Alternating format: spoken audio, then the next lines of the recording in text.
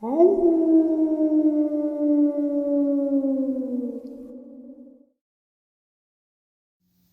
and salutations, everyone. I hope everyone is still doing well, and welcome to today's bonus upload. Before we jump into it, a couple quick links. As many of you know, I rely on Patreon, PayPal, channel membership, and the merch to help the channel to continue to grow and go. Links to Patreon, PayPal, and channel membership is in the description below. Merch displayed directly under the video.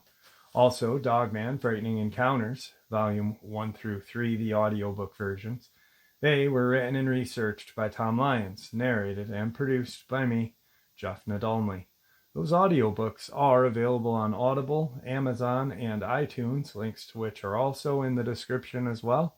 And finally, last but definitely not least, if you'd really like to help support this channel to continue to grow and go, simply subscribe. It does not cost a cent. Click that like button. Takes half a second.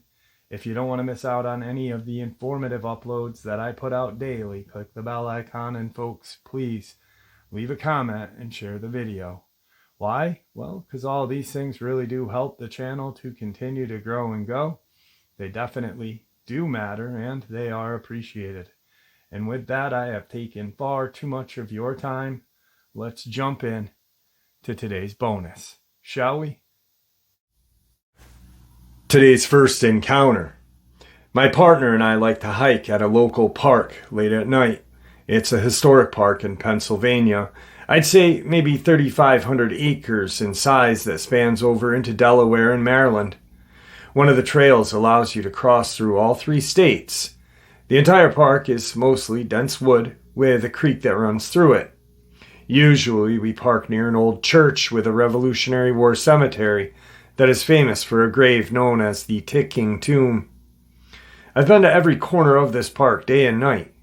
We usually hike a short loop that is roughly a half a mile in length. We've walked this trail literally thousands of times and never once had anything strange happen. But this evening was totally different.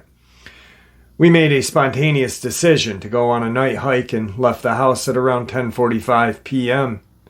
I decided to take the narrow dirt road to our usual parking spot rather than driving a mile up the road to a paved access road like we normally do. About halfway down this ragged dirt and gravel road, as we rounded the corner, this creature dashed across the road in the path of our headlights. I have never seen anything like this creature, and I've never seen an animal that size in this area that I could not immediately identify.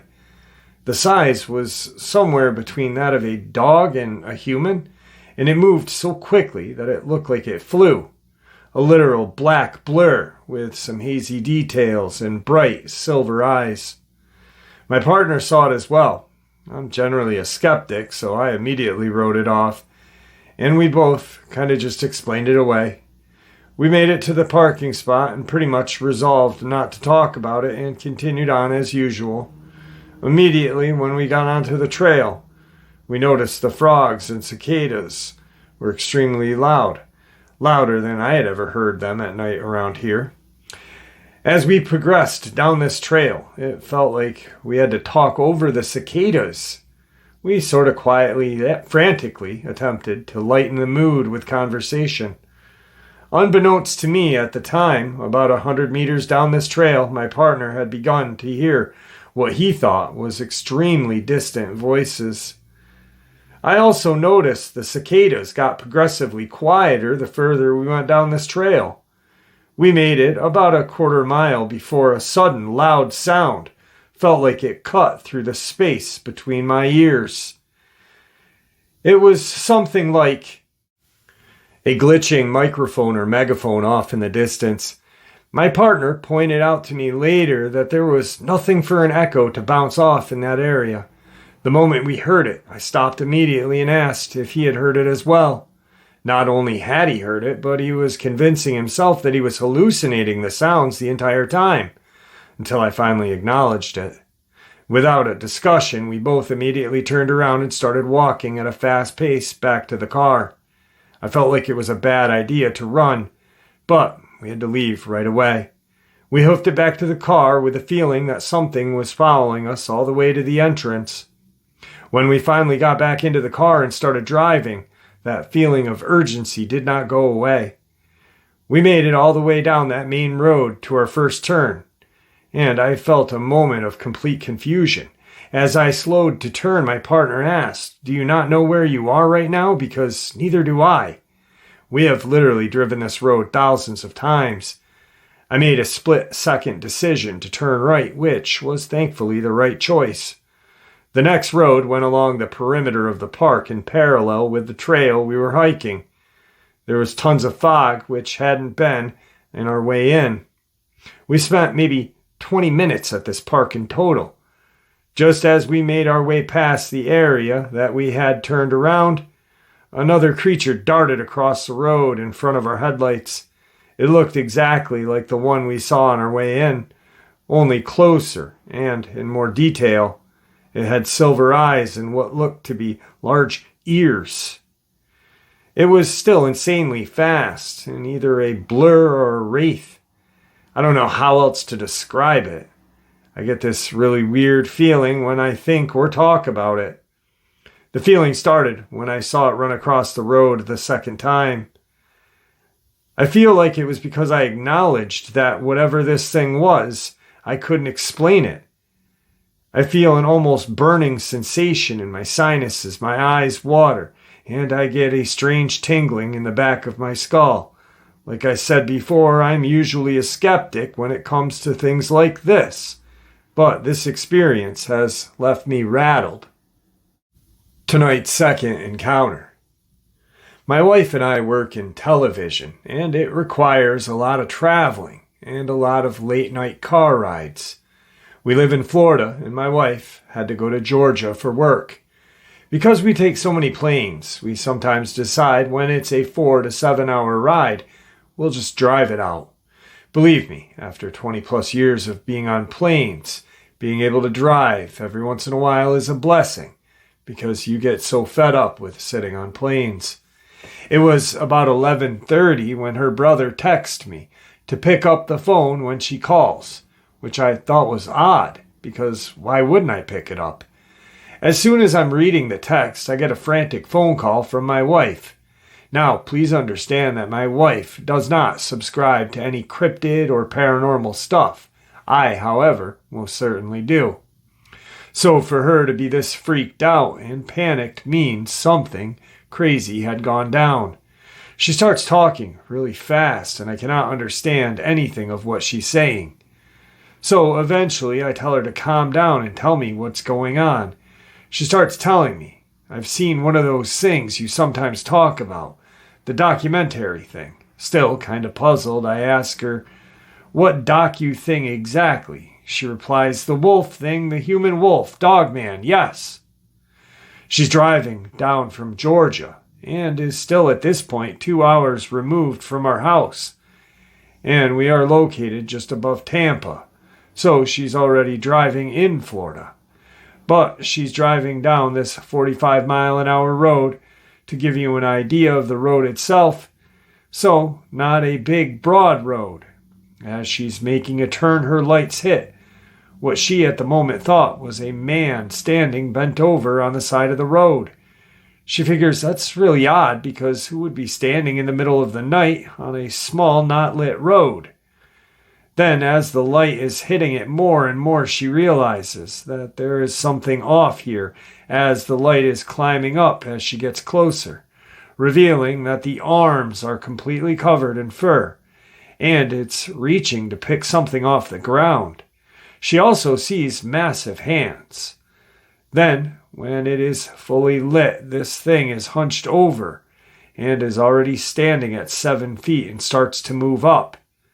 She sees a complete canine head with pointed ears backward. She tells me that everything, despite going pretty fast, it's like everything had slowed down. So that her brain can make sense of all this, she tells me that it has really long, thin arms, very muscular though, short fur with longer fur at its back and neck, also where the thighs meet. By the time she passes it, it almost stands up completely, and has not once yet looked in her direction or even acknowledged the car or the light. and it is as if this thing does not care she is even there. She tells me that she was on the phone with her brother when she saw this thing, and she started screaming when she saw it, causing her brother to also freak out and ask her what was going on and what she was seeing, which is when she rambles on to him and tells him she's going to call me. After she tells me this experience, I calm her down, tell her not to get out of the car anymore until she gets home, and asks her if she has enough gas to make it home without stopping at a gas station, which thankfully she did. She carries a firearm on her, but there is no way she was going to stand a chance against this thing if it decided to go to her car or for her. We talk a bit, as I can tell she is in shock, and she tells me that she's trying to make sense of it. She wonders if anyone from YouTube prankster to someone just in a suit trying to create sightings, but none of those things make any sense as it never leads to anything, and that road is completely deserted in the middle of nowhere. Now, does that rule any of it out? No, but nonetheless, it was a sighting, and for my wife, it was very real. After we hung up, I kept making sure she was okay and got so spooked, especially because I enjoy a lot of cryptid stuff, and realizing that 2 hours away from our house, that is pretty remote and surrounded by acres of land and woods, isn't that far, I grabbed my 308 M1A SOCOM and basically sat downstairs waiting to hear the garage so I could come and greet her. And when she did, she was still a bit shaken. We spoke about it with some friends and family members days after. Today's third encounter is an encounter that I heard back in 2021. I'd love to have this gentleman on the show. I know that he was on another channel. I had found this on an online news forum. But this news forum is actually a physical newspaper out of Michigan, which I found it compelling because it's strange, even questionable, why a news agency would publish this. Usually they don't. My local paper, the Post-Star, does publish some Bigfoot experiences when they've been reported, but this is just very strange that they would even, and maybe it's because it's in Michigan and the Michigan Dogman, maybe that has something to do with it, but let's get into it. A truck driver and a 6-year Army veteran was transporting a 43,000-pound load of paper from a mill in northern Michigan through a forest on his typical route when he encountered the Dogman on an evening in June. He had said that he had never heard of this cryptid before the incident, which took place within 15 to 20 seconds at most. I would swear as a Christian on the Bible that this is all 100% factual truth, Barger said. Leading up to the encounter, Barger realized while driving he had an air leak. He wanted to fix it before he got too far into the forest. He stopped to have a look at it. He found the air leak by the back brake chamber of the trailer. With the materials to fix it, Barger positioned himself underneath the trailer and began to get a bad feeling. I was hearing a vocalization that was not natural, Barger said in this article. It wasn't a sound that I had ever heard before.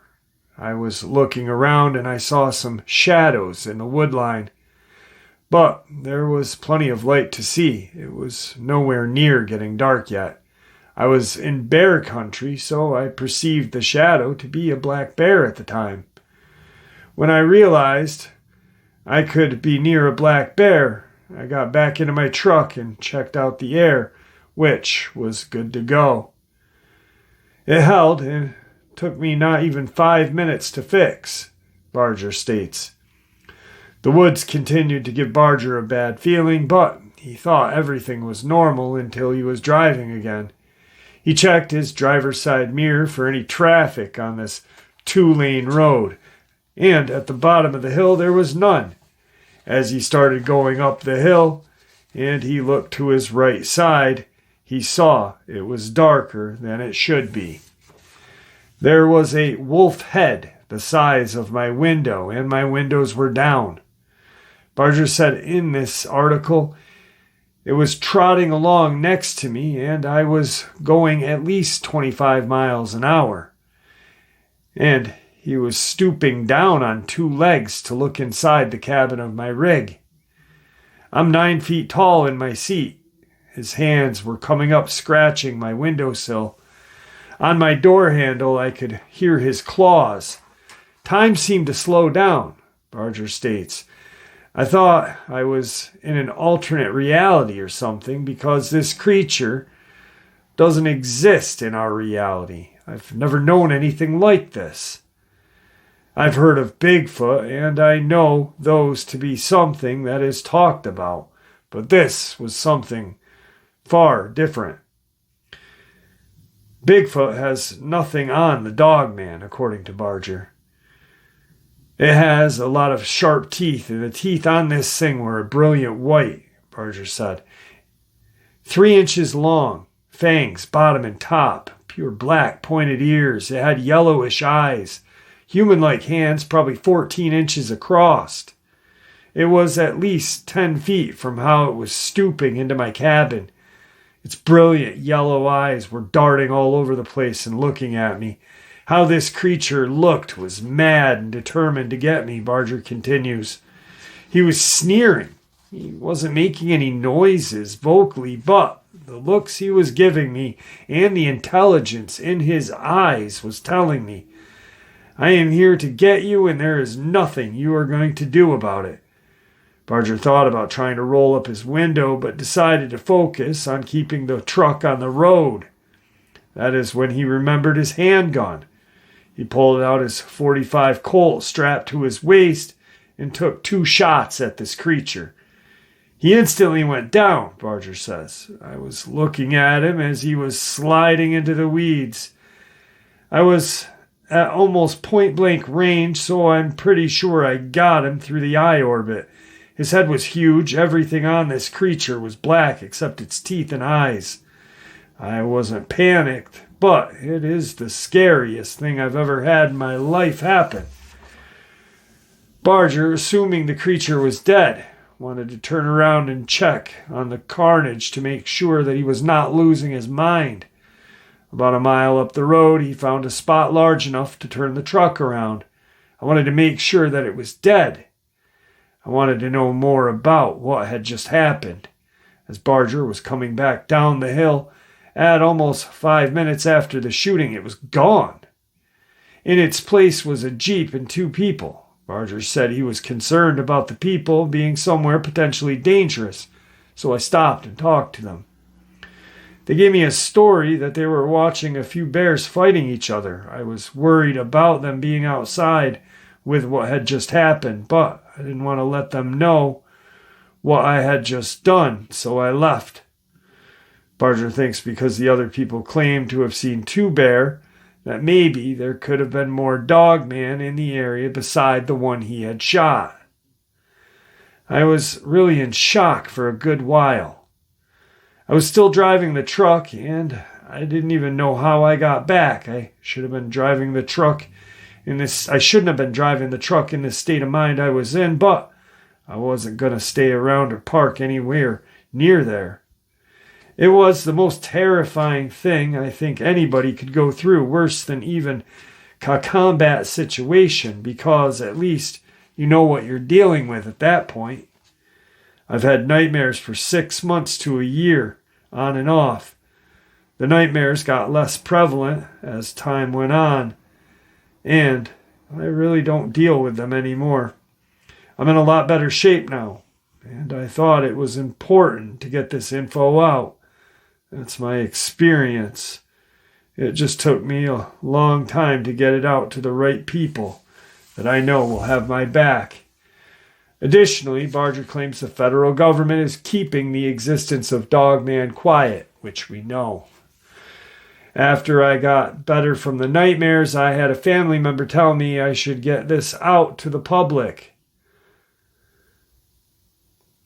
So I started to reach out to folks, and I met up with one podcaster. 3 months later, Barger said he was detained at a scale house by the state police to wait for federal authorities. When the federal authorities finally showed up, they were very intimidating and angry, he said. I didn't know what was going on. They said, "You killed one of our assets, and this is how things are going to go down." Barger knew the only thing he killed in the last year was that creature. This is their property, and they were mad that I killed it, and they were trying to get me to stop talking about it. They probably knew who I was. Barger said the federal authorities threatened him, confiscated his gun, and shut his bank account down for some time. I have stopped talking about it until recently. This is probably another tool in their toolbox for military operations. And if they don't keep it under wraps, it won't be a useful tool for them anymore. The Dogman has been on the minds of Michiganlanders for the last 130 years, starting in 1887. That's when two lumberjacks saw this creature they described as having a man's body and a dog head. According to the legend, the Dogman appears to humans in a 10-year cycle that falls on years ending in the number 7, according to the Michigan History Center. Barger's encounter happened in 2017. So, really quick, this really tells us everything that Victor has told us, because this gentleman's experience came out after Victor was on my show. On a totally different channel, a channel much larger than mine. But for him to share his experience, then get detained because he shot one, is nuts. I do believe he had shared his name actually on the show that he was on. Just an incredible experience, and I'm going to work on getting him on the show because I think it would be definitely, with everything that Victor shared with us, what Steph, private contractor, Luke, and many of you, pretty much all of you actually have shared. The gentleman in Texas who had seen a UFO called MUFON and had an agent show up claiming that he was from MUFON. Turns out he wasn't. Then turns out there was a Dogman in his front yard intimidating him to shut his mouth. These things are an asset. These things are a weapon. And tonight's final encounter. As a young teen, I lived in a very strange situation in the woods. I'm not sure if this encounter may have been some kind of entity or perhaps something much different. I sure hope someone can shed some light on what happened to my friend and I. At the time, my friend Alex's dad had purchased a large amount of forested land around 100 kilometers away from the city we lived in, Montreal, Canada. It was all forest when Alex's family acquired it. They cleared a little patch and built a home. The rest was pure, unadulterated forest. Their land was cut in two by a dirt road, and if you followed that dirt road a few kilometers, led you to a couple of houses. Their land was very different depending on which side of the road you looked. On the right side, where their home was, the forest was light and luminous, or at least it felt that way. It was not too dense, with little rolling hills, a lovely place to live and play. On the left side of the road, though, was another story. First, there was this deep ditch, perhaps 2 meters deep, which then became a quite high and steep hill. Weirdly enough, all along the road, the ditch was full of car parts. A set of car tires here, a door there, a steering wheel way over there, all overgrown and covered in moss. And over that steep hill, the forest gave off a really bad vibe. It had lots of very tall, dark pine with almost black trunks, and the place seemed somehow devoid of life and light. Climbing the hill, which we seldom were willing to do because of the creeps it gave us, there was a sort of swamp there. When we were there, there was this strange pressure. We sensed a kind of animal instinct telling us to leave the place. The strange atmosphere was spontaneously obvious to both of us, and we playfully called that side of the road Demon Forest. On a weekend, maybe in 2002, my family went to visit Alex's family, and we were bored. So me and Alex decided to go and play. Alex's dad told us to watch out, that there was an animal rummaging through his trash bin, causing other nuisances. He said that it was a dog, and it looked somewhat like a Rottweiler that surely belonged to someone living on this dirt road. He warned us not to interact with the dog if we saw it, as it did not look healthy, as far as he could tell, or something was weird about it. He said it looked diseased and it had patches of fur missing. I can't remember exactly.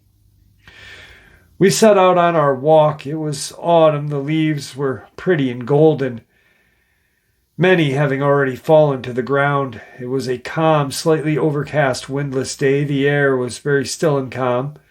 Alex and I decided to walk the dirt road with a pleasant section of the forest to our right and Demon Forest to the left. We chatted while following the road as it was rising up a slope. As usual, we were slightly creeped out going up this road because of the weird vibes of the forest to the left. But we were challenging ourselves to be brave and trying not to really think about how unsettling it had felt. A good distance away from their house, when it was already well out of sight, I noticed the first strange thing of the day. Out of the steep hill on the left side of the road, there was a very large and dark pine tree hanging over the road. Somebody had attached a pink ribbon to one of the branches, which was already strange, since this was Alex's property. And they had no daughters or any other little girls hanging out, or other people who may be owners of pink ribbons who were likely going to hang them out on this deserted road. The strange thing was the ribbon was flailing strongly in the wind. Its loose ends were flapping almost horizontally. The thing is, it was a completely windless day. There was no wind at all. The ribbon was within my reach, so I even touched it as it was flailing. I even licked my finger and held it in the air to check and see where the wind current was, as my dad had taught me. The air was perfectly still, yet the ribbon flailed. I mentioned it to Alex, and he seemed distracted and was younger than me and sometimes didn't catch on to what I was saying, so I didn't press the matter. We continued our hike. We reached a place where the hill on the left side of the road had a gentler slope and begun further away from the road. In fact, it looked as if the hill was kind of carved out of the way. It would have made it easier for us to climb into Demon's Forest. It almost seemed as if the hill was carved in a sloping half circle, like in a theater, and the road we stood on would have been the stage. It gave us a very clear, treeless view of the hillside, full of golden and red fallen leaves. The trees began at the top of the hill, maybe 9 meters higher. We stopped to admire the view. Canadian autumns are a sight to behold. So aren't upstate New York's and Vermont's and New Hampshire's. Just kidding. Alex suddenly got very excited. He thought he had heard something in Demon Woods up the hill, and he really wanted me to pay attention. He explained that there was wild cats in the forest, and they had spotted them with his dad. One of them had reportedly had kittens being one of the most exciting things in the world for kids our age, getting us all riled up. But somehow my hackles were up, and I could not relax, even thinking about an adorable wild cat. He actually thought he had heard a cat meow in the forest up the hill close by. I heard nothing of the sort and thought he was inventing it. He vehemently suggested that we try meowing at it and see if it responds. Maybe it would even bring its kittens along and we could see them and play with them, he said. I hadn't heard any sound at all and didn't really like the idea of screaming meows into a creepy forest. What kind of wild cat would respond to a human child playing? Wouldn't it be obvious that we were not cats by the sound of us? That seemed like a dumb idea to me. Before I could talk him out of it, he loudly meowed into the forest. To my utter shock, the forest meowed back. Alex was delighted and meowed again. Something in that forest answered again. I was actually shocked. This didn't make any sense to me and creeped me out as well, but I suspended my disbelief to see what would happen. He kept meowing over and over. For every one of his meows, there was one coming back in his response from the woods. Something felt off to me. Feral or wild animals do not behave like this. Even at my age, I realized that. And it was not an echo. The cat didn't bounce back any sound that we threw at all except meows. There were no hard rock surfaces around for which the sound would bounce off. Everything was covered in a soft layer of sound-dulling leaves. Alex got more excited. Listen, the cat's coming towards us. She's coming to see us with her kittens. To my surprise, he was right. There was a rustle of dead leaves coming above us. From above the slope in that creepy forest, it seemed like that rustling was getting closer. But it was a ways off, because cats are small and light and careful with their steps. They didn't make a ruckus when they walked through the forest, but here the leaves were rustling and extremely obvious along with the meowing, and in fact, it sounded more like steps, like something with two legs walking through the forest. And it was getting closer. My alarm signals were starting to go off with the wrongness of it all. While my younger friend was oblivious, he was calling it more vehemently, noticing that it was coming towards us. Then I realized what seemed so wrong.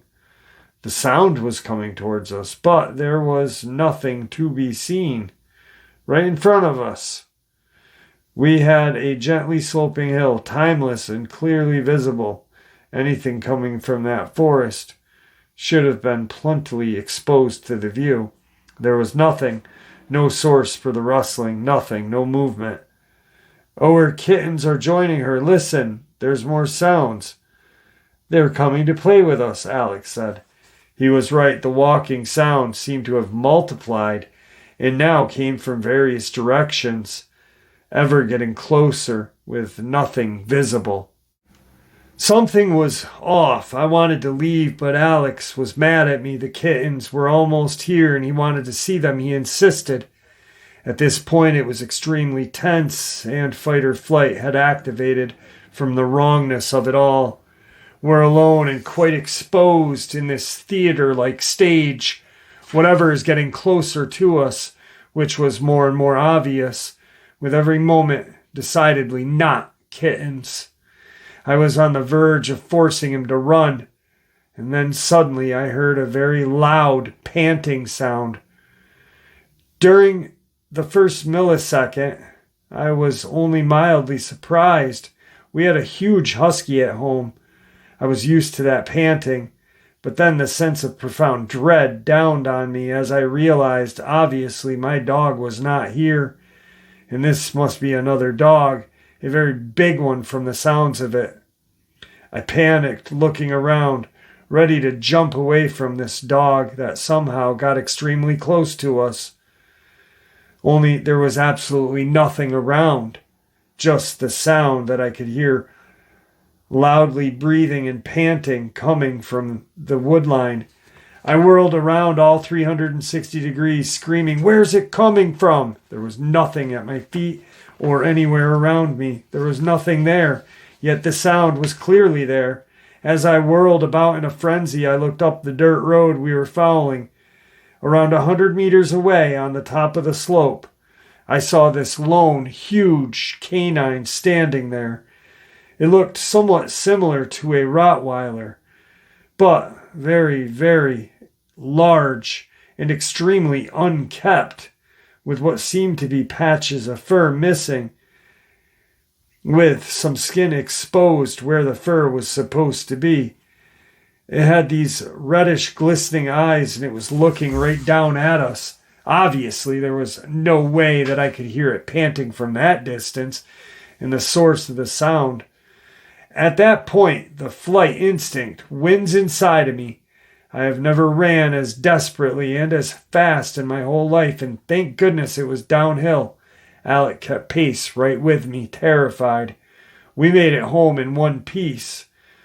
We did not walk in those woods anymore.